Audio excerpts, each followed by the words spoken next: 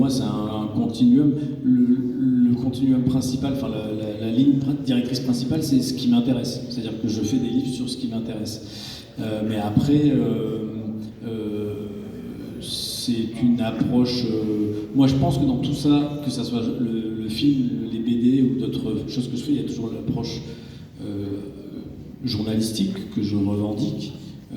Donc, du réel, on va dire. C'est très rare que je consacre du temps à faire de la fiction. Ça a pu m'arriver, mais c'est très rare. Donc ce récit du réel, et en effet, dans le réel, ce qui est intéressant, enfin pour moi, hein, selon mes convictions personnelles aussi, ou citoyennes, ou humaines, c'est d'aller dénoncer, c'est un bien grand mot, mais d'aller en tout cas chercher les endroits où ça ne fonctionne pas, et les faire connaître. Moi, quand l'histoire de Casti m'est arrivée, ce qui est rigolo, c'est que donc,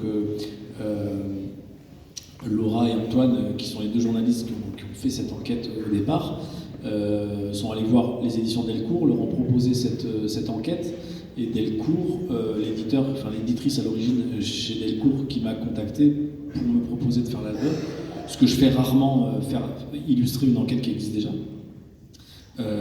Ça m'a séduit parce que, c'était le milieu du foot qui est un milieu que je connais, enfin qui m'intéresse. J'aime bien regarder les matchs de foot, mais je ne suis pas un passionné de football. Que c'est un ultra, Casti c'est pas juste un supporter, c'est un ultra. C'est des supporters quand même très particuliers, et je trouvais très intéressant que la victime soit quelqu'un qui n'est pas forcément toujours recommandable, et ensuite que ça se passait en plus dans ma ville, à Montpellier, là où j'habite, et que donc ça faisait plein de raisons pour accepter ce projet, et que j'avais le temps de le faire par ailleurs. Et ce qui est... Pourquoi ça m'attire un sujet comme ça, c'est parce que il se retrouve...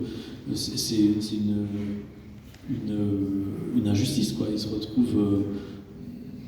il y aurait eu plein de raisons qui se fassent arrêter par la police et interdire de plein de choses dans un cadre légal normal, mais il est juste... parce qu'il est ultra et tout ça, mais là il est juste en train de boire un coup en dehors du stade avant que le match commence, il se prend un tir de flashball, il devient borgne, et il est victime, au-delà de la victime physique, il est victime du mensonge d'État, du suivisme des journalistes qui reprennent les communiqués de presse de la préfecture, et puis ensuite de la machine d'État qui fait tout pour surtout ne pas s'incriminé et préfère faire taire des gens plutôt que d'assumer d'avoir fait une erreur.